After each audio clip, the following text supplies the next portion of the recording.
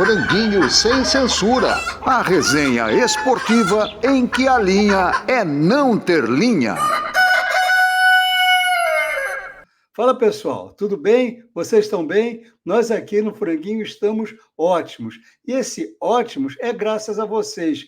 Dessa vez, nessa semana, nós conseguimos superar os 1.000 seguidores. E quem fez isso? Vocês que nos acompanham, vocês que nos dão força, vocês que nos assistem. Mas olha, não pode parar.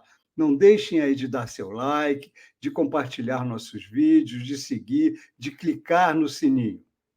Bom, hoje nós estamos prontos aqui para mais um programa e estão aqui comigo Luiz Carlos Quartarolo e Ailton Amalfi. Vamos começar? Boa, Lito. Obrigado a todos vocês. Vamos começar. E os times brasileiros, como é que vão ficar pós-janela? E aí, pessoal, o que vocês acham? Eu acho que vai ser bem interessante. Vai ser bastante interessante. Tem reforço vindo até para o Vasco, que a gente já dava por morto, enterrado, trouxe gente de fora, trouxe o francês Payet, que já está chegando no Rio, multidão vascaína recepcionando ele. Tem o Diego Costa chegando no Botafogo, tem muita gente boa chegando aí. Eu acho que vai ser um campeonato diferente esse segundo turno. Amalfi. Amalfi, a força mental funciona, mas ligar o microfone funciona melhor. Isso é um detalhe, né? Áudio para um programa de televisão e para um... É detalhe, né? É detalhe. Vale mais o nosso sorriso. Mas a gente já tinha discutido isso.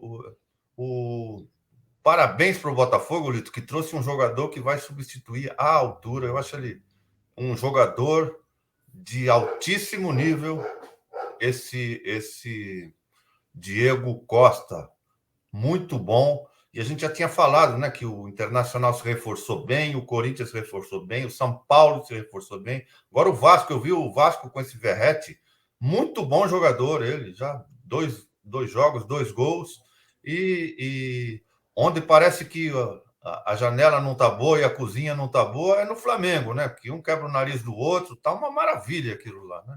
Estão contratando o Popó, não é? Estou contratando o Popó. Treinador Maguila. Olha, eu vejo com bons olhos isso e, ao mesmo tempo, com preocupação, viu? Porque eu tô vendo que o Brasil está se tornando assim, sabe, o refúgio do mundo, né? Porque os caras não jogam mais em nenhum lugar, vêm jogar aqui.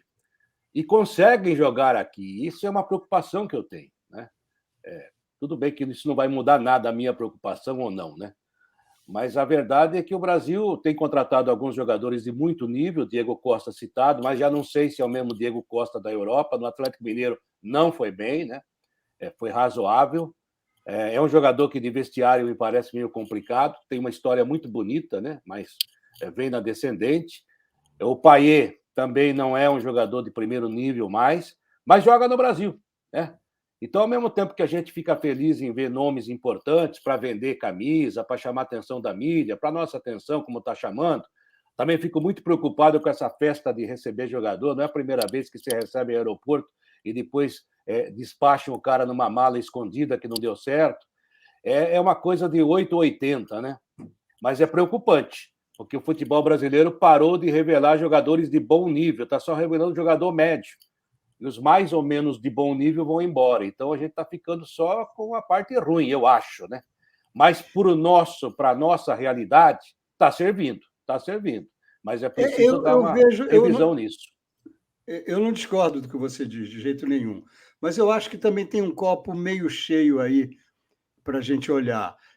A presença desses jogadores, concordo com você, já não estão na flor da idade, já estão mais na descendente, mas são grandes nomes, são nomes que atraem olhares, que atraem atenção e que mostram para outros jogadores que existe, sim, um segundo ou terceiro mercado aqui na América do Sul, e isso pode abrir as portas, pode eventualmente, daqui a algum tempo, melhorar um pouco até a idade, eu não vou dizer o nível, a idade dos jogadores que vêm para cá. São jogadores que eu acho que dão um bom caldo ainda. por exemplo, o Ener Valencia é um jogador que dá um caldo bom. O goleiro, o Rocher, muito bom também, eu acho. E os dirigentes estão contratando dentro das possibilidades do. Nós não somos o Arabão, né? Nem o Sauditão. Mas nós estamos contratando o que dá para contratar. E eu acho que tem vindo bons jogadores, sim. O Vidal, que ainda pode ter lenha para queimar, foi para o Atlético Paranaense. Está super motivado, jogou bem ontem. Fez uma boa partida contra o Cuiabá. Acho que então, infelizmente, né, eles vêm depois dos 30, mas é o que dá para fazer agora, é o que temos. E eu acho que valoriza o Campeonato Brasileiro, sim. Por outro lado, também, só para complementar tudo esse painel que você colocou, Quartarolo, a gente exportar nossos melhores jogadores é a história do terceiro mundo. A gente exporta tudo. A gente exporta obra-prima, a gente nunca exporta o produto acabado. Esse é uma situação de fundo econômico. Hoje Garrincha e Pelé estariam jogando na Europa. Ou no Tranquilamente, tranquilamente. Como estão saindo os jovens jogadores que apareceram tão bem no seu Santos, não tem como ficar. Aí é a força da grana. Debate Franguinho. Um debate bem temperado. Por falar em força da grana, Neymar no mundo árabe, Neymar na Arábia Saudita. Tinha alguma outra solução? Ele poderia ir para algum outro lugar? Ele poderia ainda ficar no PSG? Quartarolo. Ninguém me ama, ninguém me quer, mas paga bem, né? Paga bem, não tem problema. É brincadeira a nossa parte, analogia musical à parte, até porque esse tipo de música acho que o Neymar não gosta, não, ele prefere outras. Eu acho o seguinte, né? Ele realmente tentou cavocar um lugar na Premier League, não conseguiu, ninguém na Inglaterra se interessou por ele. Voltar para o Barcelona, o Xavi jogou com ele, sabe do potencial dele, mas nem se manifestou. O Luiz Henrique era companheiro dele, foi técnico dele no Barcelona, também não se manifestou. Tinha o mercado norte-americano e o mercado árabe. É o novo Eldorado, são os novos Eldorados aí do futebol. Como o Messi já foi para os Estados Unidos, ele ia ter que, de novo, ser sombra do Messi, né? E recebeu um caminhão de dinheiro, né? E aí eu não falo nada sobre isso, porque eu acho que se tem alguém que paga, deve estar valendo, né? Eu só acho o seguinte, o Neymar, financeiramente, é um dos maiores sucessos da história. Esportivamente, eu diria que ele subiu para baixo. Vai jogar uma competição de quinto mundo, ou de terceiro mundo, vamos colocar assim. Mas vai ser da seleção brasileira, vai aparecer, muita gente vai prestar atenção, mas está descendo, está muito longe daquilo que ele esperava ser um dia, ser o melhor do mundo, ganhar Champions. Esquece. O Neymar já está no finalzinho de carreira e agora vai cuidar de camelo e jogar bola. A gente brincava quando a gente estava na nossa emissora lá, né, Lito? O Quartarolo já estava na outra, né? Aí falou, a emissora tal está contratando todo mundo. Aí a gente brincava, teu telefone tocou?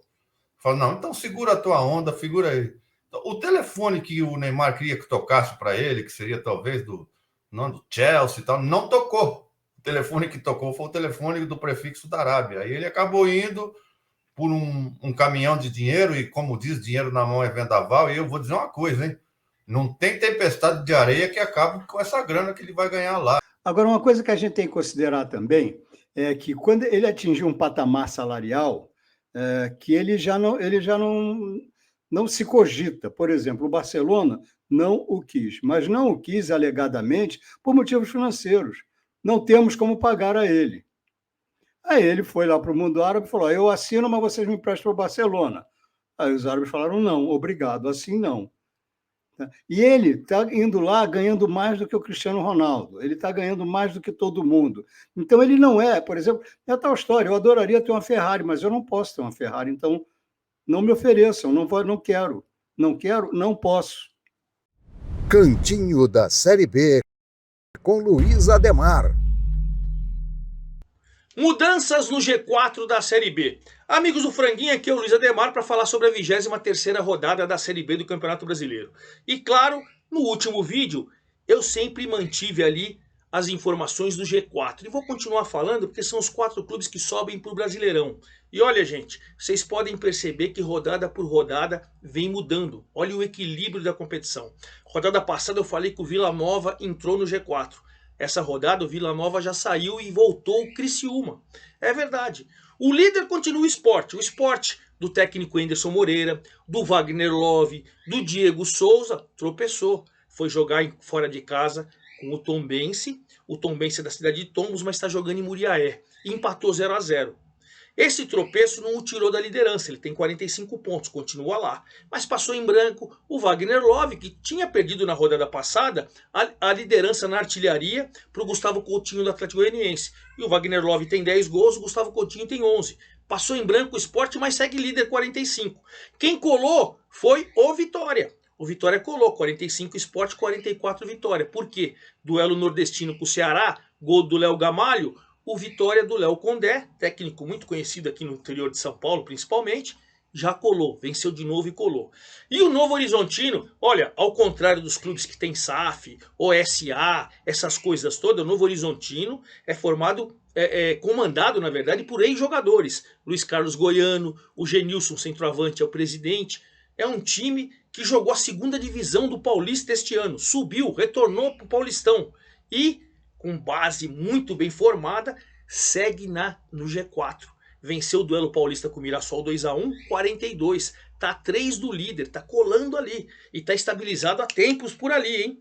E fechando o Criciúma. O Criciúma ganhou em casa 2-0 do Londrina. E olha que situação tranquila. Ele voltou por quê? Porque o Vila Nova empatou com o Avaí em casa. E olha como ele voltou. E ao empatar, o Vila Nova não só caiu do G4, como ele foi para a 6ª colocação, já que o Juventude ganhou do Guarani em Campinas e ele colou. Mas mesmo com a derrota, o Guarani tem chance, o Mirassol com a derrota tem chance, eles estão próximos. Então a cada rodada a situação vai mexer no G4, a gente vai acompanhando rodada a rodada, vou passando tudo para vocês, até porque lá na zona do rebaixamento continuam os mesmos, Tombense, Londrina, Chapecoense e ABC. É isso aí, forte abraço a todos, até a próxima! Par ou ímpar? Quem joga mais? Amigos, é o seguinte, eu propus aqui para o Toné e ele aceitou um par ou ímpar múltiplo, tá? Só pode escolher um. Podemos falar rapidamente de cada um desses nomes aqui. Então vamos falar, olha, quem vocês escolhem na ordem alfabética, tá? Cerezo, Iniesta, Kroos,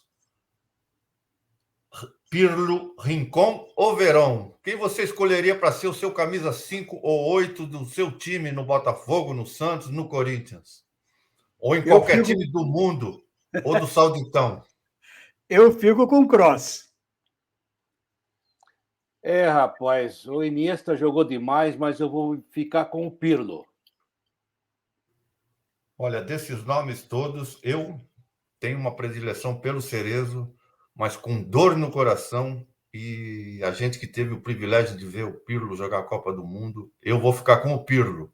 Mas olha, todos cairiam muito bem em qualquer time do mundo, em qualquer tempo, em qualquer época. No Santos eles teriam que disputar a posição com o Camacho, mas tudo bem.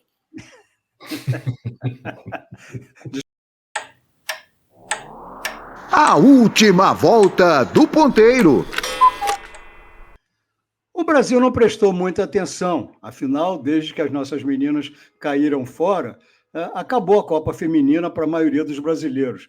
Mais uma prova que nós não gostamos exatamente dos esportes, nós gostamos das vitórias brasileiras. Mas a Copa chegou a uma final, já temos 2 finalistas. Nós temos a Inglaterra e nós temos a Espanha. As Leoas da Inglaterra venceram as Matildes da Austrália. Um pesar para o país sede, para os australianos que estavam encarando essa Copa com tanto amor, com tanto fervor. E a Suécia venceu, a Espanha venceu a Suécia, um resultado bastante contestado até pelas suecas, mas o fato é que 2-1 está lá, está na história, e nós vamos ter essa final, uma final inédita. Quartarolo, o que você diz dessa Copa feminina e o que você diz de favoritismo ou não nessa final? Inglaterra, Espanha e o saldo da Copa. Ou o déficit da Copa. Eu, sinceramente, não vou nem analisar o que vai ser a final. Vou torcer pela Espanha, pronto, né, por ser um país latino. Se bem que a Inglaterra, pelas informações, tem um grande... Eu vi muito pouco dessa competição. A gente prestou atenção enquanto o Brasil estava, também nem tanto. E eu continuo dizendo, né? Enquanto as meninas ficarem a reboque da FIFA, do futebol masculino, elas estão mortas, vai ser assim. É natural que quando um país sai da competição, esse mesmo país passe a divulgar menos a competição. Mas é triste. E eu também, e caiu mais um tabu, né? Lito, Amalfi, amigos do Franguinho, né? Os suecos são frios demais, eles não estão nem aí. O que eles reclamaram da desclassificação e da Edna Alves, meu Deus do céu, né? Lá também se reclama de arbitragem, viu, Ailton? E acho que vai ser uma final legal, uma final merecida. Quem chegou, acho que chegou bem. E eu queria destacar o público, né? Principalmente o público da Austrália, que foi muito legal, muito participativo, foi bem legal isso. E eu queria saber também, se vocês têm uma informação, por que a detentora, que ficou 4, 5 meses dizendo que o futebol feminino agora era tudo aquilo, por que não passou o jogo, se não tinha o direito, ou se não tinha o direito, não fez esforço nenhum em ter essa semifinal, porque não tinha o Brasil, e caiu por terra aquela coisa que o futebol feminino, tudo, ou não está dando dinheiro, não dava mais dinheiro passar o jornal no horário e não mudar a programação. Então, acho que também caiu por terra outra falácia, né? Que nós estamos apoiou até enquanto deu dinheiro, enquanto estava o Brasil, enquanto tinha interesse. É o que eu acho. Mas é o marketing mesmo. Desculpa, Catalão. Desculpa, Lito. Outra falácia que caiu é de que técnico estrangeiro ganha tudo, né? Está na hora da pia ir embora também. Chega de pia, agora tem que comprar a cozinha inteira. Eu não sei se está na hora da pia ir embora, mas está na hora do Brasil acordar para a psicologia esportiva, né? Porque a gente não perdeu na bola, a gente perdeu nos nervos. De novo. Foi isso que aconteceu, sabe? Então, aqui ainda, infelizmente, ainda perdura aquele raciocínio, sabe, que é inacreditavelmente vazio, de que psicologia é para maluco. Não é. Não é. Não confundam as coisas, sabe? Então, é impressionante. Agora, é a tal história, né, o Amalfi? Na hora de vender o peixe, aí Copa do Mundo, Copa Feminina, sabe? É o Brasil a velho Brasil de chuteiras, coisas, mesmo que sejam chuteiras femininas, mas, na verdade, o que manda é o Ibope. Caíram as meninas, caiu o interesse. É um negócio, né? É negócio, business, dinheiro que manda. Dinheiro na mão deles não é vendaval, né? Eu, por enquanto, só tenho vendaval, viu, Amalfi? E como disse o nosso querido Gini, não tem mais boba no futebol feminino. E a Inglaterra mostra isso, né? É um timaço. Eu como quartarolho, eu vou torcer pelas espanholas, mas eu vejo a Inglaterra muito mais forte. E é sensacional, né? A melhor jogadora da Inglaterra, da Espanha, era uma velocista, né? Que veio do... Ninguém... Quando ela engata uma segunda, ninguém pega a moça lá, pelo amor de Deus. Gente, nós estamos chegando ao fim do franguinho. Mas hoje ainda, quarta-feira, tem um grande jogo. Grêmio e Flamengo no Maracanã. Flamengo tem uma vantagem de 2 gols e a desvantagem de 2 socos. Meu Deus, o que está acontecendo no Flamengo? O que pode acontecer nesse jogo de hoje? Gente, olha, eu vou falar para você, só não entendi a diretoria do Flamengo, né? A soberba diretoria do Flamengo. Mandou embora o cara porque bateu no Pedro. E agora de sexta-feira lá está liberado. Liberou geral. Desse lado do corner, Gerson. Desse outro lado, Varela. Comece o combate. Isso só prova que está estraçalhado o Flamengo, o ambiente está ruim, mas eu acho que os jogadores vão jogar por ele. Por ele não, por eles, nessas partidas que vem aí. E eu só queria fazer uma crítica mais uma vez à imprensa, que a imprensa não detalhou se foi um direto, um uppercut, um jab, qual foi o soco que o Gerson desferiu no Varela para quebrar o nariz. Isso ficou faltando. Realmente é um momento muito, muito difícil. Agora, o problema é que o Varela tem que jogar, porque no banco tem um jogador que vem também de longo período de inatividade. Agora, eu queria ouvir o Marcos Braz dizer na frente das câmeras que não, que isso é invenção, que o ambiente do Flamengo é absolutamente profissional, absolutamente esportivo. Ele tratou como assunto interno e que foi uma disputa forte de treino. Só que se acontecer isso no jogo, os dois são expulsos. Uma disputa forte de treino de MMA. Faltou dizer isso.